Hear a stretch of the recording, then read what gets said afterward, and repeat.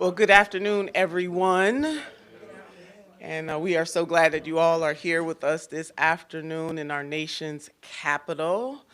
I'm Senator Nina Turner, a former Ohio State Senator, and I am here on behalf of the beloved Mothership 3, but known to the world as the national leaders who got the boycott started. But certainly we are in recognition, and you will hear that from all of us, that we may have started this fire, but it is the everyday people of this country by the tens of thousands who kept it going on a regular basis and had impact. And you'll hear that from my colleagues, leader Tamika D. Mallerie, right here, from T, I'm blanking on you, Until Freedom. Lord Jesus, bless my soul. It's because I've been up since 2:30. And Reverend Jamal Bryant is here as well. And we know that the Reverend New Birth and the Target Fast itself, see, I didn't forget New Birth.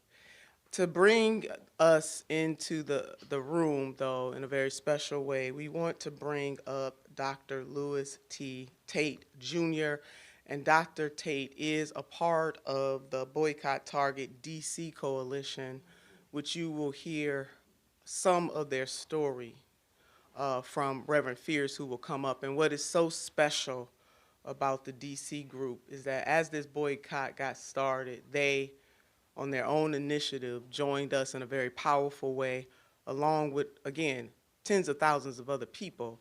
But they have been the only group in the country to physically stand in front of a Target every Saturday since this boycott started.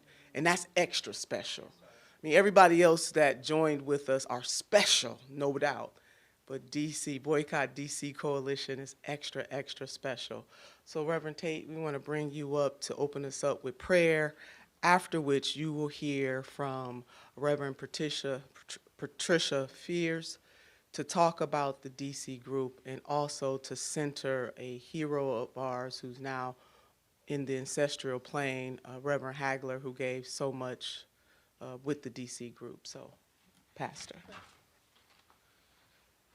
I'm here to offer a prayer today, and so can we pray together? God of justice, God of our ancestors, God who hears the cries of the oppressed and stirs ordinary people to do extraordinary things, the one who bends history towards liberation, we gather in this place of public voice and public witness to give thanks. We thank you for the courage that stirred the hearts of your people in March of 2025 with the clarion call was sounded across the nations by freedom fighters, a call declaring that our dollars must not finance our own disrespect. A call lifted by Dr. Bryant and Senator Nina Turner and Tamika Mallerie, known in this movement as the Mothership 3. 3 voices sounding one trumpet. 3 leaders reminding the nation that economic power is moral power. In many ways, they stand in a long line of freedom leaders who understood that movements do not rise from solitary voices, but from courageous partnerships, like the sacred collaborations that helped shape the civil rights movement, when leaders like Dr. King and Fred Shuttlesworth, and often unsung architect Ella Baker, helped awaken the conscience of a nation, stood together to challenge systems that believed they were immovable. And just as those leaders once called a nation to account, so the mothership called this generation to remember that our dollars carry moral weight. Calling communities across this country to remember that our dollars carry more weight, calling the nation to account when a corporation walks away from its public commitment to diversity, equity, and inclusion. Calling the people to practice what our ancestors understood well, that sometimes the most powerful sermon is not preached from a pulpit, but practiced through disciplined refusal. We thank you, God, for those voices that refuse to remain silent, for leaders who reminded the nation that democracy without economic justice is a promise only half fulfilled. We thank you, God, for the faithful witness here in Washington, D.C., the delegation that refused to treat justice like a hashtag, but chose discipline of presence instead. Every Saturday, every week, standing on 14th Street Northwest in front of Target, through the cold and through the heat, through the rain and wind and long months of persistence, week after week, just as our ancestors once stood in Montgomery, Alabama, when buses rolled through streets half empty because people had decided that dignity was worth more than convenience. Today, we remember that sacred lineage. We remember Reverend Graylin Scott Hagler, whose prophetic voice helped awaken the conscience of this city, whose spirit now rests among the ancestors. We remember the gathering at Fellowship Baptist Church where strategy was shaped, courage was shared. Reverend Christopher Zacharias, Reverend Dr. Wanda Thompson, Reverend Patricia Harris Fears, Hales Fears, and Dr. Dante, our brother O'Hare, and others who understood that justice is not accidental, justice must be organized. And we, God, thank you that this movement did not labor in vain, because even in the marketplace, we had to testify. Numbers had started telling a story. And since the boycott began after Target abandoned its commitment to diversity, equity, and inclusion, the company has lost $12.4 billion in the marketplace. The falling store traffic, declining sales, and operating income dropping to $5.1 billion. Even leadership shifted. Brian Cornell stepped down as CEO but remained executive chairman. It's a reminder in corporate America, when leaders stumble, the landing is rarely hard. Lord, we know these numbers are not our purpose, but they are evidence. We still see these numbers, they bear witness something deeper. They testify that organized people still have power. They testify when communities align their purchases with principles, even billion-dollar corporations must pause and listen.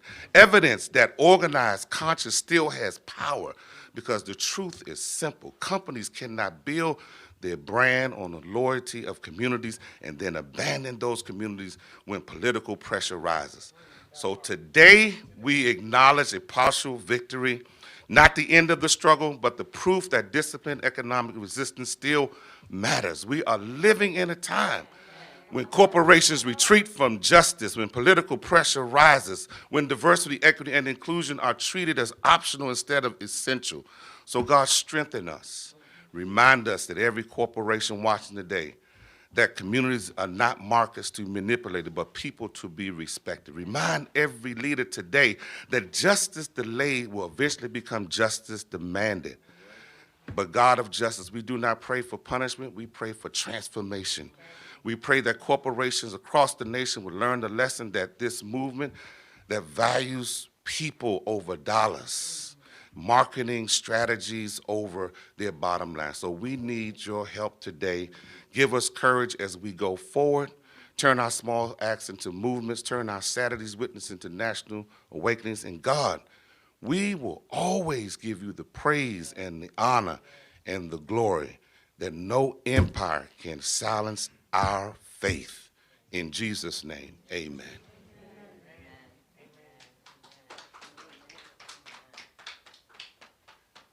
Amen, and good morning, everyone. My name is Patricia Hales Fears, and I'm the pastor of the Fellowship Baptist Church here in Washington, D.C.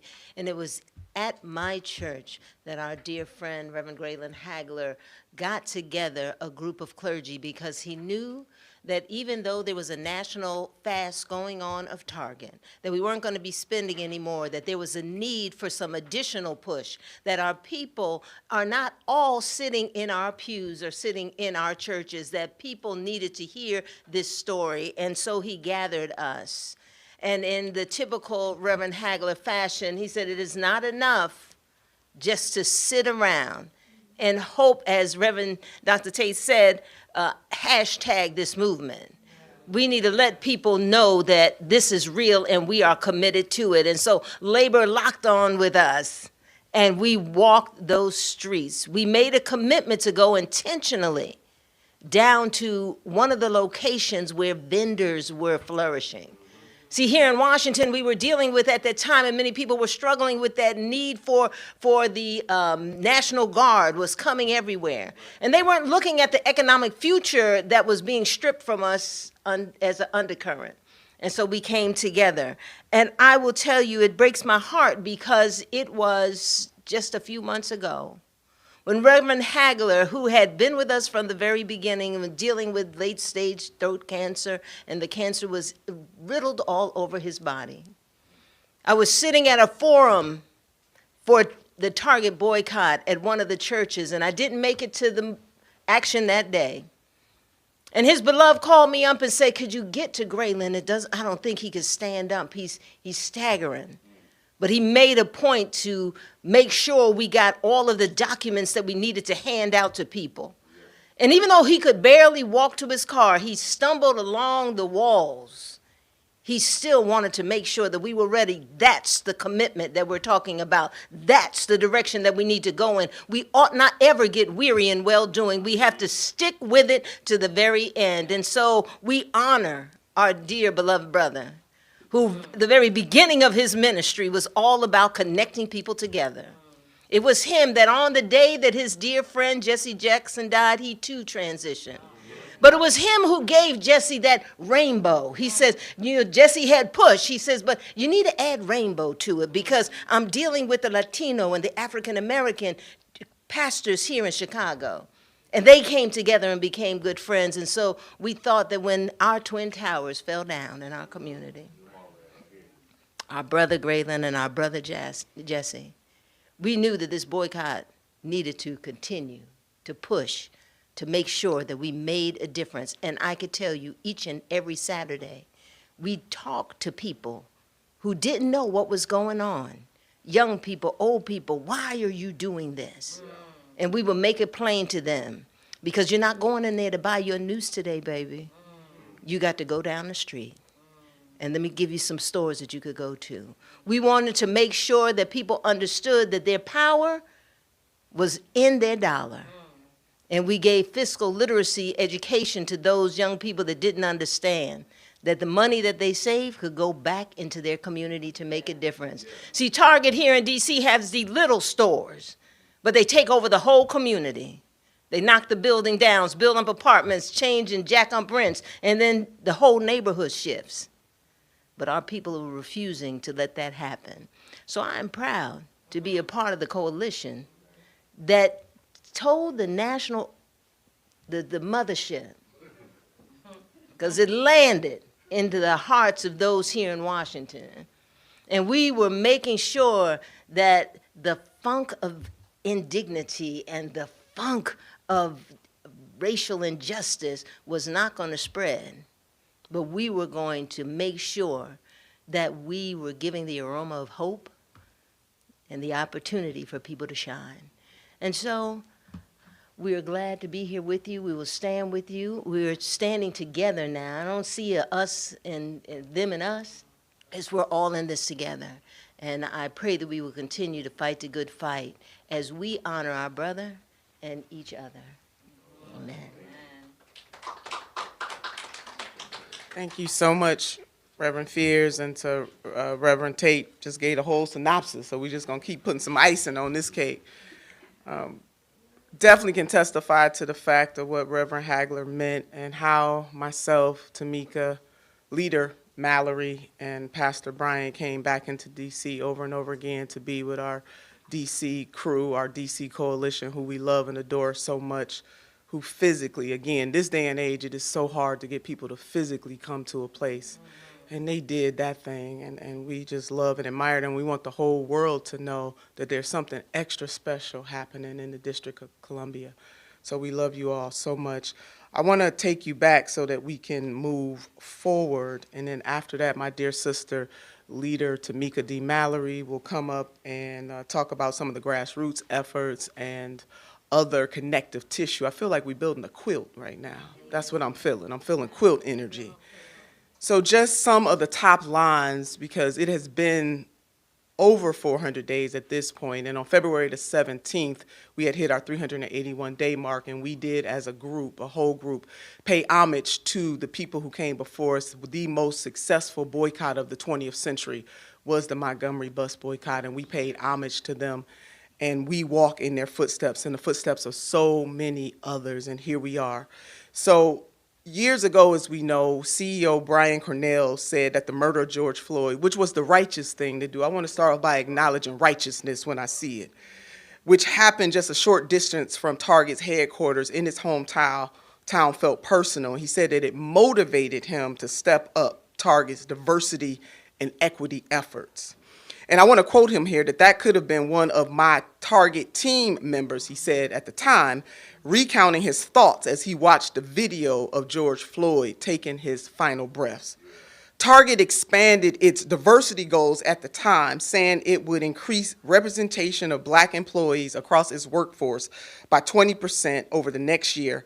The company started a new program to help Black entrepreneurs develop, test, and scale products to sell at mass retailers like Target, and it promised to spend more than $2 billion with Black-owned businesses by 2025, from construction companies that build or remodel the stores to advertising firms that market its brand.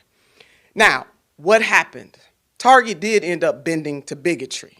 It announced on January 24th of 25 that they would be rolling back their diversity, equity, inclusion initiatives, stopping the reports to external diversity-focused groups like the Human Rights Campaign, Corporate Equity Index, and ending a program that focused on carrying Black products and products from other minority-owned businesses. Now, they said this on January the 24th. On January the 25th, We Are Somebody called on Target and the Target company nationwide to not bend to bigotry. And we asked them, we said, we're going to give you until February the 1st that you reinstate your program and the initiatives and ensure to protect the promise that you had laid out. They did not change their plan. They did, in fact, bend to bigotry. And as Reverend Fears laid out, there's power in the purchase. Let me put that out there. There is power in our purchase, and we decided to make sure that everybody knew what Target had done. And so you get by with a little help from your friends, and I called one of my dear sister friends, Tamika D. Mallerie, and I said, TDM, we got to do this. And she didn't even ask me any questions. Now, I don't know if she regrets it right now, but she didn't ask a question. She said, what are we doing? When are we doing it? How are we doing it? And at the same time, as fate would have it, we called our dear brother, Dr. Jamal Bryant, who at the time was cooking up that Target fast. And it all just kind of came together, and that's how we became known as the Mothership 3. This is not just about Target, but this is about corporate responsibility writ large, and how we as consumers, we as Black people who tend to be the consciousness of justice, can no longer sit idly by and just think that this is about our vote. This is about our dollar and our vote. And we have to ensure that corporations do right by us, and as they do right by Black America, that means they're going to do right by everybody else. I do want to give an extra special shout out to Mama D, AKA Mama Dolores Herta, one of the great civil rights champions of our time, who called us up and said, I am right with you, from the great state of California. And also Latino Freeze, who has been with us from the very beginning and quoted in many interviews as saying that we are following the Black leadership on this thing, because we know that our liberation, our freedom, our justice comes through Black liberation. We can no longer afford to allow any corporation, whether it's Target, and there's so many others. If Black America really decided not to shop, we really wouldn't shop anywhere. In terms of what is owed and what is due, the respect to us for the types of dollars that we cultivate in these United States of America, and that the fact that this country is a hegemon nation because of the forced labor of Black folks. But I'm going to put that on in the parking lot for now, but it's all interconnected. And it is the reason why when you have a Target to make the type of promise that it made, which was a righteous promise, and then they backtrack like that. They tell us that they love us and they seduce us into the store only to backtrack on that love and treat us like a secret love. We have had to call Target out on this, and we have been doing that ever since. So I'm going to bring my sister up, my sister in this labor. We have been on many journeys together, And I'm so happy. Do you know how blessed you are to have somebody that you can call who really don't ask you no questions? They just say, where we going? What time do you need me to be there? We ride out at dawn.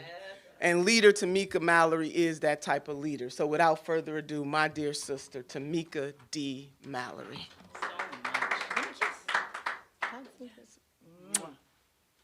Y'all give it up for Senator Nina Turner. You know, that's our fighting sister. And she keeps it super duper real.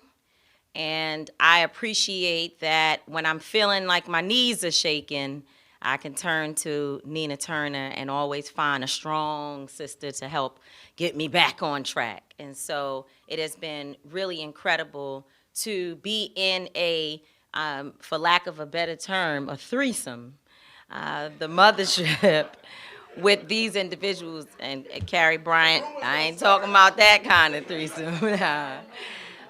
But with this group, you know, we, the three of us, have really been through a lot through this process. I think it's important for people to understand the human side of leadership. It is hard. It's not easy. And there's a lot of people who want to take credit for leading things, which they should, because we all lead in our own right. But it took real work every day, even when at times we felt a lot of things. Sometimes betrayal, you know, sometimes just tired. You're fighting against a massive system.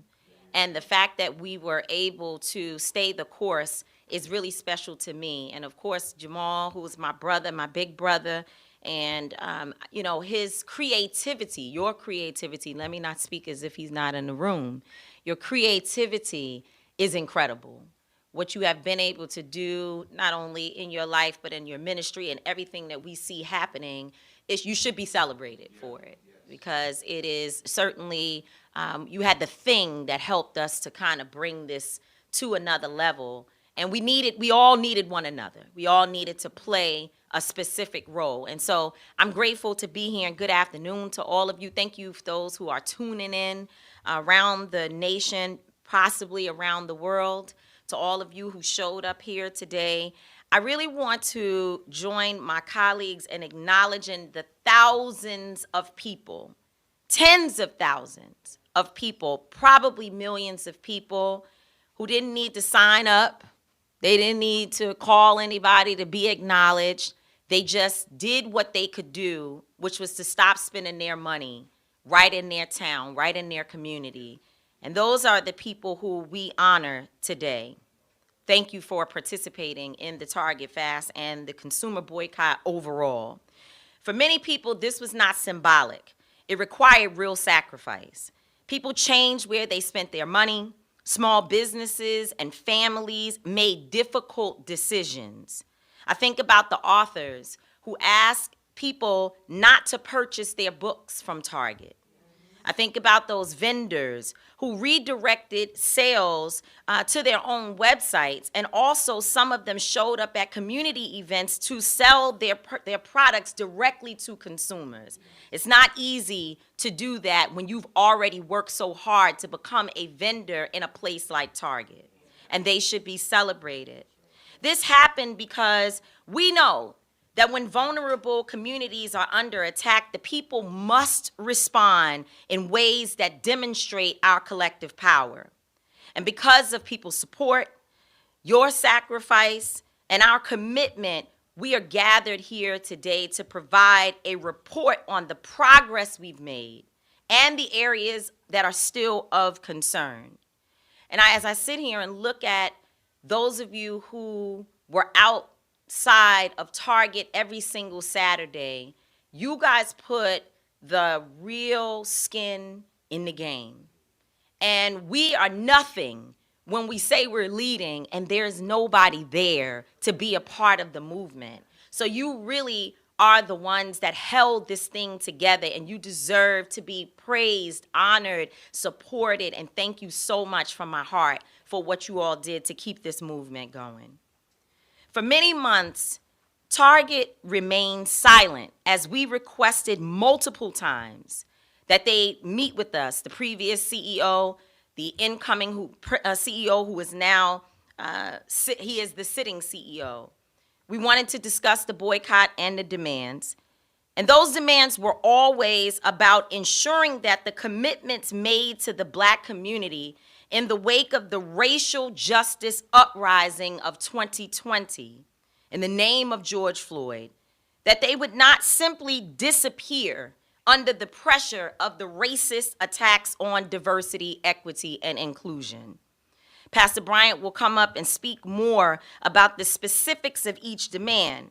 But based upon the conversations that we had with Target, multiple meetings that we have participated in, we can report today that there has been progress in a few significant areas. I believe it is important for our community to know that when we work in a collective capacity, our efforts can produce movement. And so today, we want to acknowledge that the progress that has been made belongs to all of you. At the same time, it is equally important for us as good stewards of your energy to provide a full picture so that you can make decisions about how you would like to proceed going forward. To that end, during a recent internal meeting with Target employees, the new CEO, Michael Fidelki, acknowledged that the company bears responsibility for the breakdown of trust. He actually said that the trust had been broken, particularly with Black customers and even with the employees within the company. And that kind of acknowledgement matters. Taking responsibility is an important step towards trust if you truly want that trust to be restored. The acknowledgement demonstrates that you can name the harm and state your commitment to be better out loud. One of our concerns with Target this entire year plus has been the company's unwillingness to make a clear, direct statement about where it stands in the midst of deep disappointment and the massive upset that their canceling of the DEI program caused the Black community. So some people might say, well, why does that matter? That they make a very clear acknowledgement. The answer is very simple. As a billion-dollar company, you cannot harm people in public and then apologize in private. If the harm was public, then the acknowledgement must be public as well. It must be clear, and it must be heard by all of those impacted. Aligning with the Trump administration as they provide license for corporations and institutions to discriminate against Black people was wrong in January 2025, and is still wrong today. So it's good that the company has spoken to their employees. That matters. But my mother would like an apology too. And she does not work for Target. And so we sat across the table from the CEO and we asked, Mr. Fidelki, when will you acknowledge the harm that has been caused to the Black community outside of your employee meeting? When will you state to our community that you recognize the harm that has been caused and that you are welcoming us back, knowing and understanding that you have accepted and will do better as a company? To date, that has not happened. So I ask again today, when will Target acknowledge the harm that has been caused to our community? But regardless of what Target does, we as a community must stay focused. Target is just one example of a corporation that has benefited enormously from the loyalty and the spending power of Black consumers. There are many others. And when a company that has profited from the loyalty of our community appears to betray us or has betrayed us, we have a right to respond. There are those that will have us believing that we're the problem for calling out other people who have done harm to us. No, we have a right to stand up for ourselves. The larger lesson here, though, is about the power of our community. Black consumers generate more than $1 trillion in economic activity in this country every single year. Our dollars have influence, and we have choices, brothers and sisters. I have not been to Target since the day Nina Turner tells the story that she called me to get me involved in and to get Until Freedom to participate in the boycott organizing. But the real person who got me to change my mind about going to Target was my mother, because she called me and these were her words. I ain't studying Target. I ain't never going back to Target. She was upset. She was upset. And that's why I joined this movement, because my mother was my guiding light. And again, I feel that she deserves an apology. If it were not the case that we have power, that we have influence, there's no way the CEO would have sat down with us. He sat with us because he knows, his team knows, that something needs to be done to repair a profitable relationship. And I want to make sure that people who are here, who are trying to figure out where do we go from here, know that you have a choice. You can decide where you would like to spend your money, not just with Target, but with any corporation that you feel has not been a good partner for your dollars. So this is not the end of a movement. While we are growing and evolving and people will be moving on to do other work, this is really an evolution of a movement that we started that should expand and grow, because more companies need to be held accountable.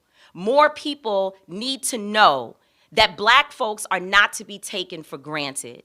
And so the question now is not about Target. It's really about us. What's next? Who's next? And what do we intend to do? And when they try to silence our voices, when they try to stop us from talking, whatever they do, whether they try to buy us out, make us sell out, take us out, we need to make sure that our dollars scream louder than our voices ever can. And we should be screaming Black power. God bless you all.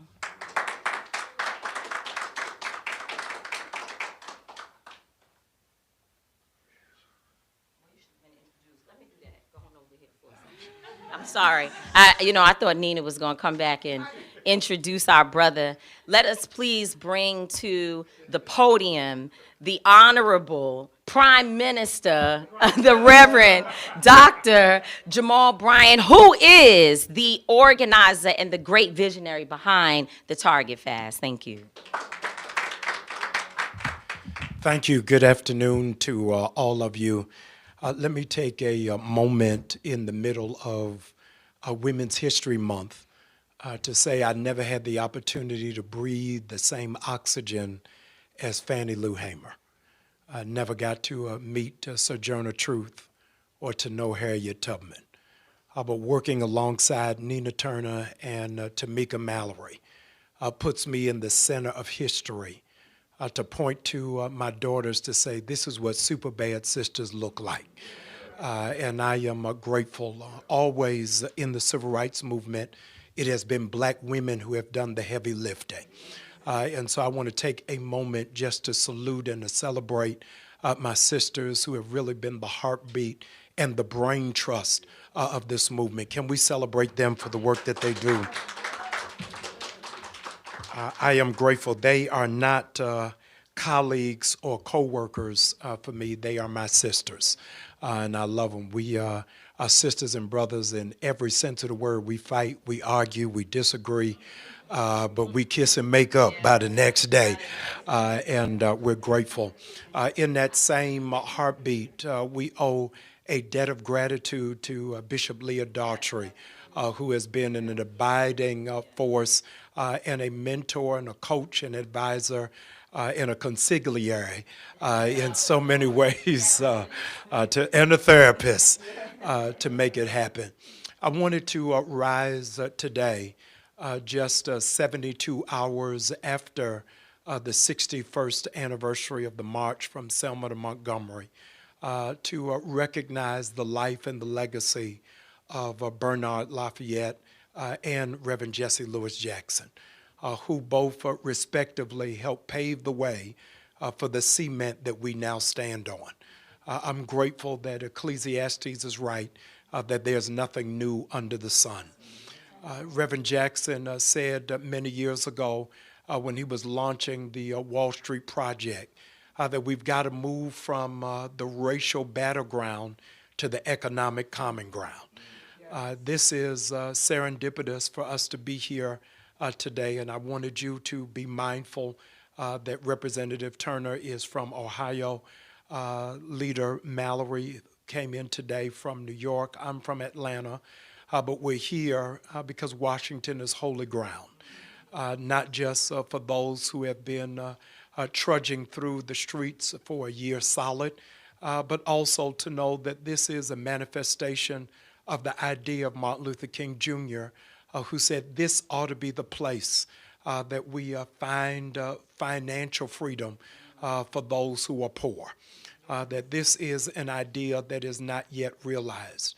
And so the three of us are the sons and daughters of the civil rights movement, knowing that the next progressive step after civil rights is civil rights, that there has to be some economic development. Harry Belafonte gives witness to Dr. King calling him 4 weeks before he was assassinated and said, "I am afraid we've integrated the Negro into a burning house. What's the point of black people being able to sit at the lunch counter if they don't have access to a hamburger?" And so you fast forward all of these years later, and I am embarrassed that we have to have this fight. I am ashamed that we have to complete the work of the ancestors who went before us. But I am grateful and I'm humbled that we have the strength to pick up the baton and to continue the journey. Let me first thank 300,000 people who have registered to be a part of the Target Fast. From all over, for the nameless and faceless pastors and churches and denominations who walked alongside us. Thank you. When Senator Turner began to speak this out loud and Leader Mallerie began to echo the sentiments, there were naysayers who didn't think this would have any impact, have any effect, because quite frankly, honestly, transparently, a whole generation has not seen an effective boycott. This took 70 years for it to come up full circle, and so we stand on the shoulders of those who went before us. And so before we address Target and address anybody else, let me thank the nameless and faceless amongst you who drove 3 extra miles away from Target. Let me thank those of you who got daughters who couldn't understand why you couldn't get your Bow-Ritz from there and why you had to get shampoo from somewhere else. Let me thank you because according to Bloomberg, the valuation of Target has dropped by $12 billion. Let me thank you because according to the Wall Street Journal, it has been 3 consecutive cycles, quarters where they have not seen a profit. And I wanted to be clear before we talk about tariffs and before we talk about Iran and before we talk about trade, the impact is because of like-minded people who understand the Kwanzaa principle of collective economics. And I am appreciative for all of you who have stood in lockstep with us, many of whom you've never shaken our hands, you've never hugged us, we've never met you, but you caught hold of this vision that doesn't belong to any of the 3 of us, but it belongs to the entire community. We asked Target for 4 things. And in quaking trepidation, I have to say, in the presence of Senator Turner, we asked for 4 things more than a year ago. And I am fatigued that it's taken us this long, almost 400 days, to report back to you. I wanted to just give a reminder to what those four things were so that you'll know where it is that we stand. We asked that there would be a reimagination of diversity, equity, and inclusion. That while it is that this administration seems to be allergic to every person having a seat at the table, we wanted to know, where does Target stand? Secondarily, while it is that Target has found itself prominently placed on predominantly white institutions, there was no presence with HBCUs. And so we wanted to know, where are you with that? Senator Turner enunciated what it is that the former CEO, Brian Cornell, articulated after the death, the murder of George Floyd, a commitment to $2 billion being invested into the community. We wanted to know where were they in honoring that. And lastly, with all of the money that the black community invest into Target, would they be open to expanding the capacity for access to capital by investing in black banks? For the moments that are entrusted to me left, I want to go over the four things that Target has completed and what left remains incompleted because we have not been able to bring you up to speed. Let me thank the new incoming President and CEO, Michael Fidelki, who just started the first day of Black History Month. And so he has proven that he wants to make history in black history, not just remember it. I want to thank Senior Vice President Isaac Reyes, who has met with us consistently through this process. And I want to thank our ally, Ray Robinson, who has been very instrumental in helping all of the parties get to the table. First is the $2 billion commitment. Those of you who grew up like I did in the 80s, and you remember the Wiz, Stephanie Mills said, "Don't nobody bring me no bad news." So let me say to you that Target, in their commitment for $2 billion, has completed 97% of it. And the remaining balance should be complete by Easter. They've partnered with Black-owned brands, Black-owned media, Black-owned suppliers who bring a culture, creativity, and innovation into spaces where our presence has long been overlooked and, quite frankly, underestimated and ignored. Target understands the past, yet understanding the past is not sufficient. The present and the future is where it is that we are. The revolutionaries who are amongst us would echo the sentiment, forward ever and backward never. And so it's not so much about what has happened in the past, but what it is that we can accomplish in the future. Leader Mallerie spoke to what CEO Michael said to the 400,000 employees in terms of us not being treated with the highest level of respect. And the question that has been asked of us over the last year, of 35 Fortune 500 companies who have walked away from DEI, why did we pick Target first? And the answer to that resoundingly is Target is the only one we invited to the cookout. They were the only ones we felt were kissing cousins. They are the only Fortune 500 company that got a hood nickname. We called them Target because we had let them into the house. And so it was not just an abandonment of DEI, but we felt as if it was a betrayal to it. Target exceeded not just the $2 billion by Easter, they'll do at the 97% mark, but in our meeting with Leader Mallerie and Bishop Daughtry, they shared they went above that with $100 million in grants. $100 million in grants and scholarships to Black-led community organizations, surpassing the original commitment. So we are at $2.1 billion. The second is our ask was about investing in HBCUs. Target understands, as we do, that HBCUs is the incubator of the largest amount of black doctors, black lawyers, black engineers, black public servants, and biasly, black preachers. And so HBCUs have curated for us at the highest level of capacity, even producing the first black vice president. We are stone's throw away, and I must invoke the name not just of Howard University, but to our DC contingency, we also have to invoke the name of UDC that has locally been producing black scholars around the DMV. In so doing, I want to give high commendation because Target has given $10 million to the Pensole Lewis College of Business and Design in Detroit. Now, I am a fourth generation HBCU graduate.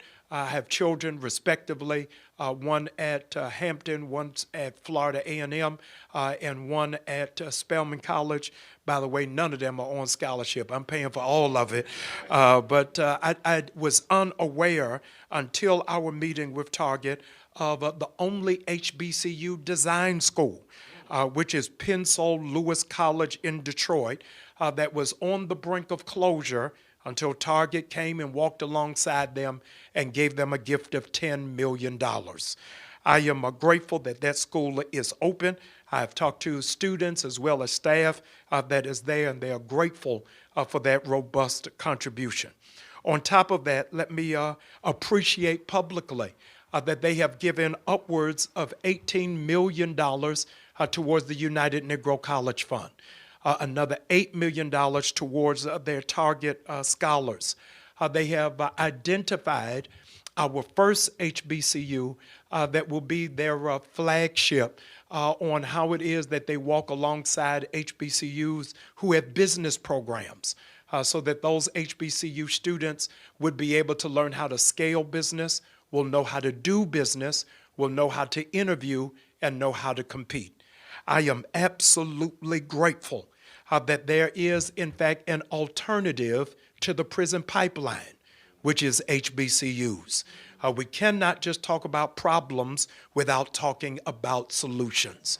And so in their scholars program, it is not just summer internships, but they will be preparing them with interviewing skills, preparing their resumes, and showing them how it is that they will be able to integrate into a workspace that still finds itself in bias.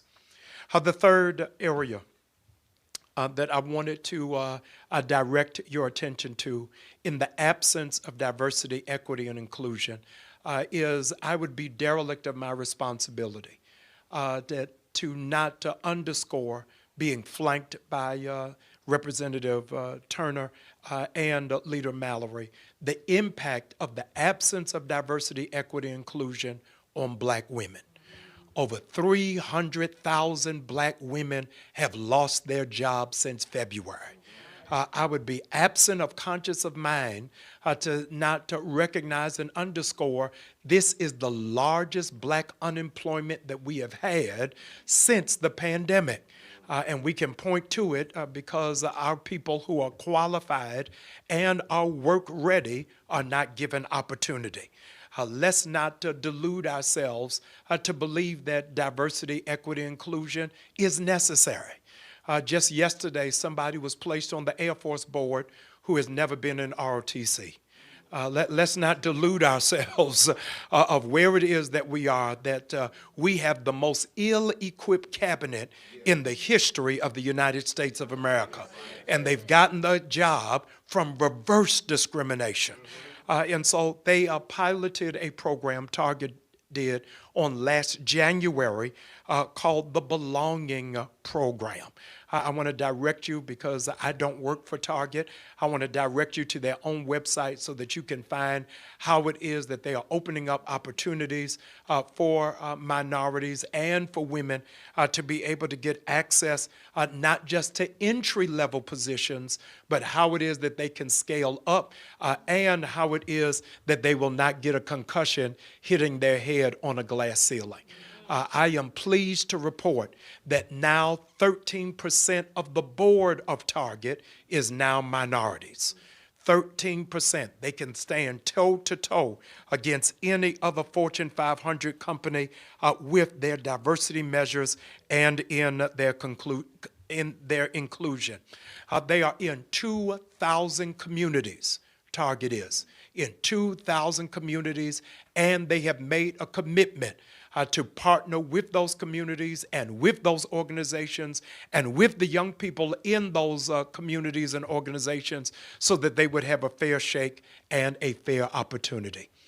Those, ladies and gentlemen, are the three we have made progress in.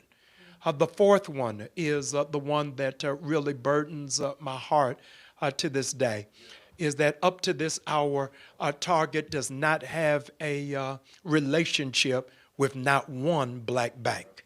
I am grateful for President Cynthia Day, who is the president of Citizens Trust Bank in Atlanta, Georgia, who has been walking alongside us to see what banks are equipped and prepared to be a partner with an organization at this scale. We have submitted the names of those banks to Target, realizing that is a process that is deserving of the right level of interrogation to make sure that it is a great fit. We are prayerful that Target will be able to align itself with a black bank. Pastor Bryant, why is that necessary? It is so necessary that our banks have equal and strong footing because home ownership is the entry point for generational wealth. And we've got to move our people from a renting mindset to an owning mindset. We cannot talk about black businesses without talking about black entrepreneurship. And an overwhelming majority of our black businesses only have one employee, which is the owner, and they are not able to go to scale because they don't have access to capital. Our community banks are, in fact, the epicenter to help hoist us to get to the next level. We have not been able to get all that we have desired, but I am grateful for the strides that we have made. For the Target Fast that really reflects the faith-based component of this, we are claiming victory. And I believe that our generation needs to see victory. The reason why that is important is because our generation has only seen settlements. Our generation has only seen settlements and has never seen victory. And so I wanted this generation to know that there is power in your voice. We are collectively the 12th wealthiest nation in the world. And if we, in fact, bring our resources together, we'll be able to make an impact and able to make a change. Weeks from now, I don't want it ever to be said that what it is that Target went through was because of Iran. I don't want it to be said that it was because of tariffs. It was done because black people and brown people and conscientious people had a made-up mind that we can make a difference and we can make an impact. And so could things be different? Yes, but things are better. And I'm appreciative. And sometimes we've got to celebrate small steps. Nelson Mandela, in his autobiography, The Long Walk to Freedom, said that the long walk to freedom begins with the first step. And I believe, ladies and gentlemen, history will record this was the first step to the new civil rights movement. And so I am grateful for those who walked alongside us, those who partnered with us, and I am thankful that we can claim in this hour that victory is ours. Would you do me a favor for the nameless and faceless people who are not in the room? Would you give them an applause, please?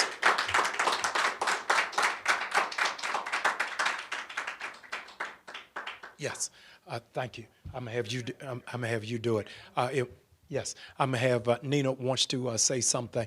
But the Target Fast entity of the boycott is, and I speak for the Target Fast. This is an amalgamation of several different movements that are taking place. But the Target Fast entity, which is the faith-based initiative, is claiming victory and giving God glory for what it is that we have done. We are effectively today closing this chapter because we have other fights that we've got to see and other things that we've got to tackle, but I'm grateful and I give God all of the glory for what it is that he's been able to do. So thank you for praying with us, marching with us, and standing with us, and stay tuned for the next fight. But this fight for us has now reached its conclusion.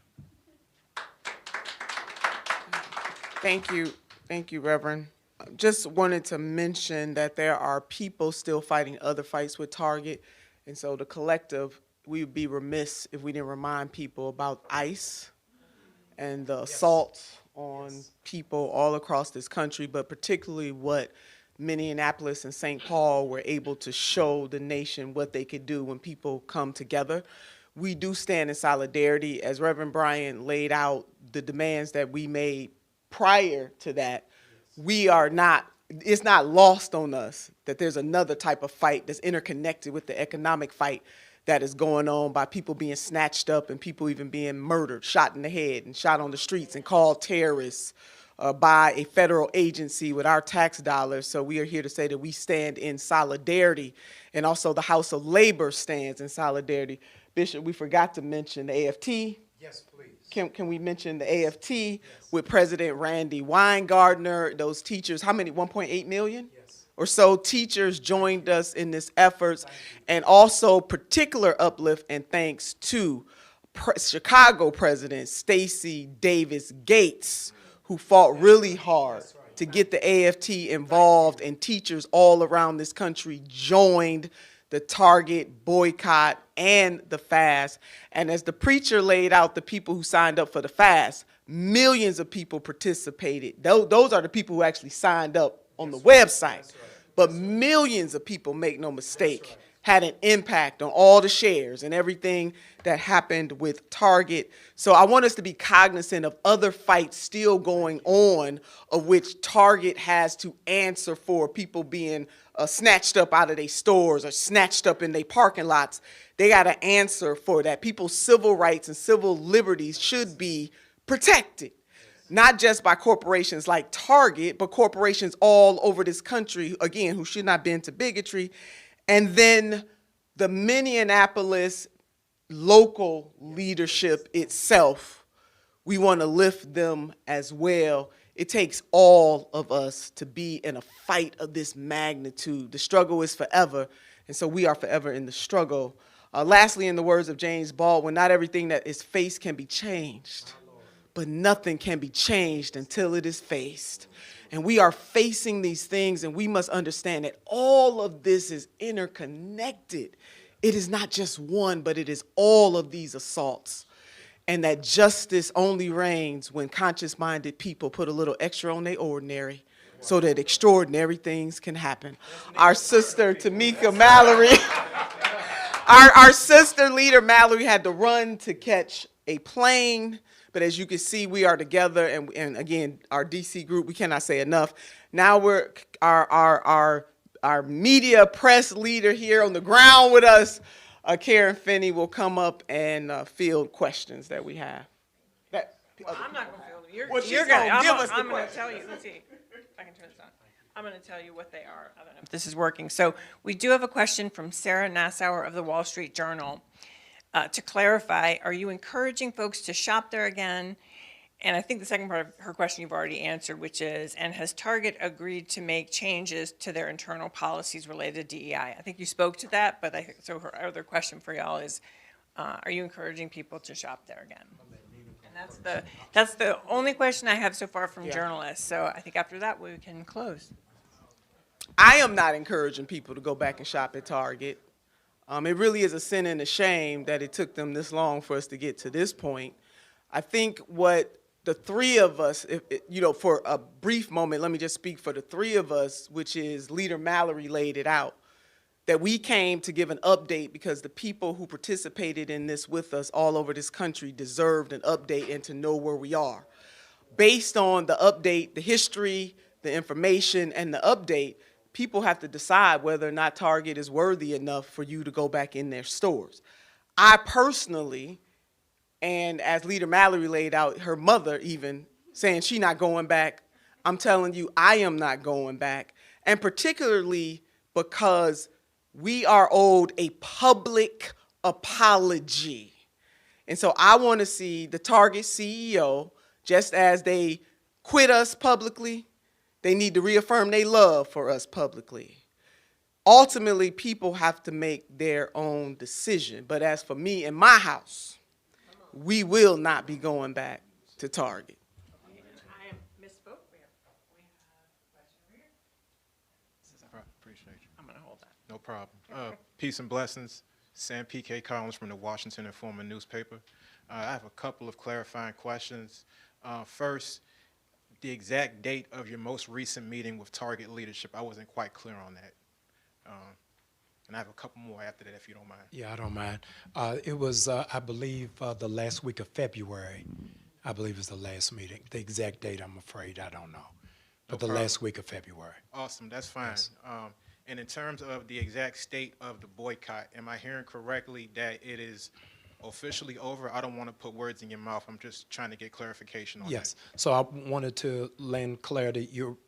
You're seeing an amalgamation of 3 different entities happening at the same time. I am speaking expressly around the Target fast. Gotcha.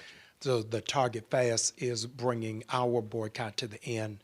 But as Leader Turner intonated, there are other streams that are still operating and functioning. I am speaking expressly and solely that the Target fast is coming to an end today. Got it. Yes. And in terms of the progress that has been made with the funding of HBCUs and things of that nature, have those funds or those arrangements, have they been enshrined in like MOUs, things like that? What Yes. accountability measures are there? Yes, so we had a full, what I'll put in hood terms, we had to check the receipts. So we checked the receipts on all of the 97% of the $2 billion that was given. We called the HBCUs to verify those partnerships. We didn't take people's word for it at all, but we verified everything before we came to this room. Got you. Yes. I do. You got to please pardon me, because representing DC. No, thank you. So, in alignment with what Reverend Fears was talking about earlier, Yes. she did mention the small businesses, the Yes. vendors that were out front on 14th Street. Yes. What's the game plan as far as going beyond a boycott to support small businesses for those of us seeking alternatives that are pouring into our entrepreneurs, our small Yes. business people? Thank you. So at the outset of the Target Fast, we partnered with the Black Business Association. Those who went to targetfast.org, we sent out a digital directory of 300,000 black businesses around the country for people to participate in.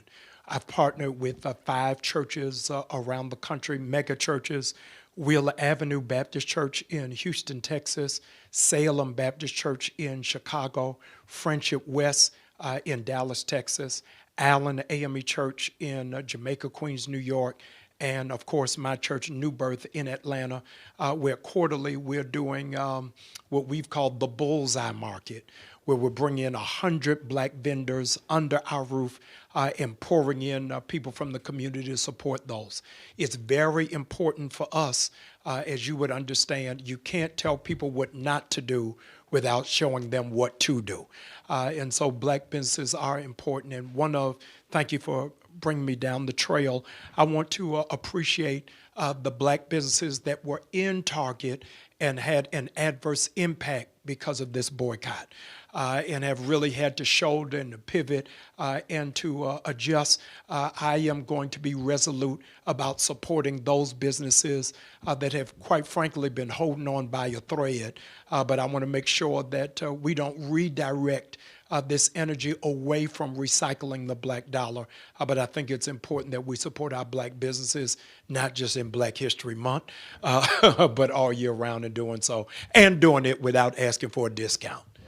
No doubt. And Dr. Bryant, I just want to add to that, as soon as, and what Dr. Bryant has been able to do with that marketplace, but as soon as we got word about the disparate impact, and that was a righteous question, what about the businesses that are in there? We did create a directory of almost every, because just in case we miss one. Oh, yes. We right away created the directory as soon as the boycott started with the individual websites of almost every vendor. A lot. Yeah, a lot. That was in Target so that people could go directly to their website. And as Reverend laid out, and also Leader Mallerie, there were some very courageous vendors from the beginning who said that they would not cross the boycott picket line, so to speak. And we owe a great debt of gratitude to them because they made an economic sacrifice, and they even did interviews across the country and did direct people directly to their website. So we don't have to use the middle company at all, ever, for any of these things. Because of the type of technology that is at our disposal now, we can go directly to these companies. So whether it's Target or somebody else that we want to show that we are not to be played with, we can go directly to these businesses. It has always been important to all of us to make sure that as we are making a larger point about the importance of not taking the black dollar for granted, that those dollars flow directly to those black businesses. Really do appreciate that. I got one more. Please bear with me, and I wish Miss Mallerie was here. We standing in the stead for our sister. She had to catch a flight. And let me also say, we take all of the questions because part of our push has been around black media. Yes, sir. Yes. And supporting the black press. And so we're grateful, one, that you are here. And we want to celebrate our partners, the Root and the Black Star Yes. Network, who has partnered with Roland us on Martin. today. Yes. Yes. So, no, we're grateful for all your questions. Thank you, sir. Appreciate you. In the spirit of that question, if y'all can just speak about the collaborative efforts, just take us back in time. Of course, Senator Turner, you did talk about the phone call initially, but just bringing 3 streams of the boycott together, what was the conversation in making that happen? What lessons can we learn contemporarily as it relates to sharing space in the movement? Yeah, it's such a powerful question. There's a quote, it's not my quote, if you want to go fast, go alone, but if you want to go far, go together. And certainly my organization, We Are Somebody, as I said, January 24th, that statement was made by the former CEO that, diversity, equity, and inclusion was out the door, as Target gave $1 million, let me just say, to the public party of President Donald J. Trump, known as an inauguration, but I digress. Gave $1 million to that effort, along with some other companies. They're not the only one. When he made that statement it did hurt, as Pastor Bryant said, because they did do something that was right, and we brought them into the family. And then to turn their backs on us like that, just like that. And far too often, what Target did is a microcosm of what America does to black people all the time. We're always sacrificed on the altar of something all the time. If you look at most major compromises in this country, black people bore the brunt of the so-called compromise. And what Target did was just the 21st century version of that. Love us and then leave us. Yikes. And that hurt. That really hurt because Brian Cornell did the right thing, Pastor. He did. And then just like that, bent to bigotry, where companies like Costco and so many others said, I see you in court. So Target didn't have to do it that way, but they decided to do it that way. So just the incredible weight that I was feeling in that moment and feeling some of the ancestors that Dr. Bryant invoked in this room, both names known and unknown. And what is our responsibility? My sweetheart says to me all the time, our ancestors deserve all the credit in the world, but what are we gonna do? And it was that kind of feeling and hurt and betrayal. And I said, I can complain about it, I can get on social media and talk about it, or I can put myself out there and try to do something about it.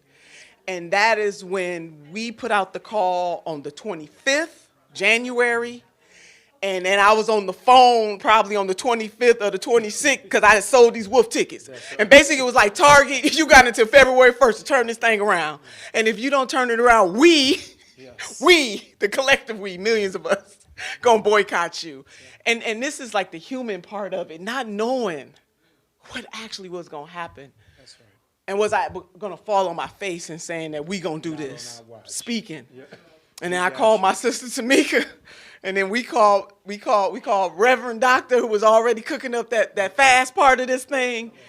And I get by with a little help from my friends. And it's not just the Mothership 3, but to see the incredible outpouring of love and support of tens of thousands into millions of people, because it takes many, many people to impact That's right. your stock shares. That's right. And your foot traffic in your stores. And so that's the human element of really, how all of this started. I want to add the dimension that I did not, relative to the Target fast, is I was really in pain that I am a part of a generation that doesn't see the relevance of the black church and sees the black church disconnected from what's happening in the community. So the Target fast was to eke out a lane for the black church to become re-engaged in what is taking place. It's the largest amount of black people who don't go to church. It's the largest demographic of black people who self-identify as atheists. And so I wanted the black church to come apart in the spirit of unity because I want all of us to really be on one lane. I want to invoke the name of Attorney Nakima Williams, who was working in Minneapolis doing the same work as us. We are not in competition. We're all fighting towards the same goal. And so I just wanted in this historic moment to invoke her name. So we have a couple more questions. Hi, I'm Chris Von Drochik with the Minnesota Star Tribune. I'm one of our DC reporters. I appreciate this opportunity to speak with you. Just quickly, Reverend Pastor, you had alluded to the Iran conflict, the Iran war, and we also know that you had said that you had met at the end of last month with Target, with Fidelki, et cetera. Can you just share why now, as far as calling for your portion at least, for kind of a conclusion, a victory, et cetera, for this campaign? Yeah, and so I want to be very clear that this journey for all of us was not a symbolic one, nor was it ceremonial. And so I am calling for it because I am satisfied of the 3 of the 4. And so once I was able to verify where we were, there are other, as Representative Turner intonated, there are other issues that are yet amongst us, but they're not in the 4 of my original ask. And so in integrity to what I asked for, then I wanted to be in line and in lockstep with that. So I am asking for it now because I am satisfied with what it is that I've been able to discover. Yes, thank you. My name is Nia 2X from Nia 2X Radio, the voice of the people. I wanted to clarify. I saw you on the bullhorn, the bullpen, Okay. and you made a statement, and I wanted to clarify that there was $12 million spent and given to Target every day. Was that from the black community or the total population? So it was 12. 12 million a day. Yes. So it was 12 million from nationally. Yes, sir. Yes. So nationally, and it interloped in the minority community between black and brown people. And there's not a black business that is in the orbit of amassing that a day. And so that's why I held Target to such scrutiny and to such ideal. Thank you, ma'am. There's also a question online, and I cannot find his media organization, but he just asked about the media and what role the media has played. Have they been helpful? Have they been harmful? Yeah. I love So when come media asks stand that beside question. me now that That's you're what walking I- out of the yes, camera I shot. want to know So, that. yeah, so let me say, let me say in large measure, let me thank also the organization I'm a part of, Progressive Baptist Convention. Let me say in large measure, this has been pushed by social media and the black press. So social media and black press, we didn't have a budget. We didn't have a publicist. We didn't have an agent. Have I gotten a dime? Can we Yes, we've never said it. yeah. We want to say on record. On record. We want to say on record, even in the absence of Leader Mallerie, that we've not received one dime, not one favor, not one in-kind gesture. We have done this 1,000% with clean hands, with a pure heart. And so our people have been so wounded that we become suspicious about leadership. And so I wanted to say up front, that none of us are magically going to be on board seats. There's not a special program that's going to happen at New Birth next month, but we wanted to make sure that the community knows that we did not take any personal gain from this journey. We flew here on our own dime, and I'm grateful. And to Roland Martin, who Yes. texted us and said the live stream is going very well. We must say for Brother Roland, I believe he was the first to interview us about this, and he asking right now who's gonna be on tonight. So I'm gonna let y'all work that out. I want to make. Are there any other journalists in the room with a question? Yeah. I'm gonna hold that. Chuck Modee, WPFW in DC. Senator Turner, you talked about you were hurt the way Target acted. We know during the George Floyd uprising here, and particularly in DC, that they were all Black Lives Matter, we're making commitments. Could you get into your analysis of why they would make those commitments and then flip and then change so much a few years later? You know, that is really a good question for them in terms of they got to search their heart to give an account for why you would do something that was so progressive, so beautiful, so wonderful, and so righteous, and then bend the bigotry so quickly. As I intimated before, a lot of times in this country, when it comes to justice in all of its forms, economic, political, environmental, or social, the Black community is the first community to bear the brunt of the reverse. And they did not hesitate, even though, and the president is wrong in this. Diversity, equity, inclusion is a workers' rights issue. Diversity, equity, inclusion is a moral rights issue. Diversity, equity, inclusion is a justice issue and a progress issue as a nation who doesn't want diversity, equity, and inclusion. What is wrong with it? And you know, you even had some leaders recently who said to our DC contingent that, what did they say? It was toxic. That diversity, equity, inclusion is toxic. By whose standards? And if anybody tells you that diversity, equity, and inclusion is toxic, then there is something wrong with them, and we just got to call it out. And so, again, the benefit to Target by the former CEO and president, Brian Cornell, doing the right thing in the right moment, and how Target was rewarded for that, because they made multi-millions. And then at the drop of an executive order, you divorce us, and we ain't go to counseling or nothing. You just dropped us. No mediator. You just dropped us.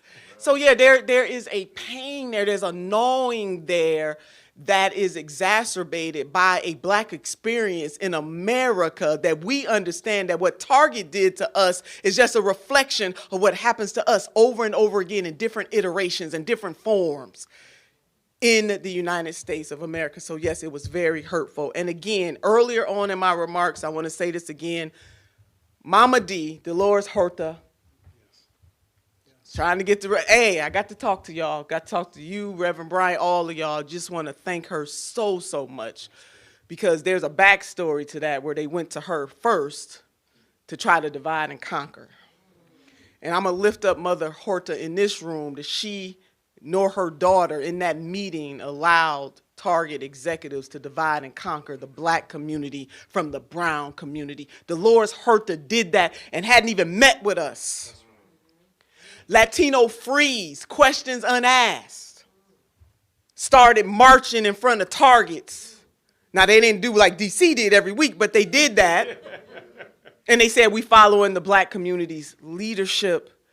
And then to our gay, lesbian, and transgender plus sisters and brothers, family and friends, I believe it was, and Ryan is not here with me, but I believe it was the Minneapolis chapter that gave up money. When they saw the Target boycott happen, they were getting about $50,000 a year to put on their pride. And they did not accept the check when the boycott started. So to all the people who we know and we do not know, who refused to take that money and who also had the courage and the wisdom to follow Black liberation leadership, we salute you. That is how coalition is built and formed, and we must keep it. And again, to our sisters and brothers in the ICE struggle, We see you, we feel you, and we stand with you. Dr. Bryant, you take that one. You don't know what it is All right. Question, how you feel as a woman leading? I can't answer that question. So this will be the last question, and then folks on the live stream, just so you know, this will be the last question, and you can close us out, Pastor, because we got to get out of this room in a few minutes. All right. Hi, my name is Ianta Summers with Summers Public Affairs. On the question of DEI, has anyone asked these leaders in these positions in these corporations if they can diversify their stock, why can't they diversify their labor force? Listen, you said it better for us. Yes. Thank you. To God be the glory for the great things that he has done. I am appreciative of the abiding presence of the Holy Spirit that has covered us. I'm grateful that the hand of God protected our brothers and sisters every Saturday without incident or accident. I'm grateful that we don't have any calamities or casualties. I'm grateful that we're not having this outside of a mortuary or a police department, but that we came out stronger than how it is that we went in. And so of all the people that we want to thank, I'd be absent of mind to not thank God for bringing us this far. Nobody said the road was going to be easy, but I don't believe he's brought us this far to leave us now. This is the end of one chapter, but is the beginning of a new movement, and we're glad to walk alongside you. God bless you.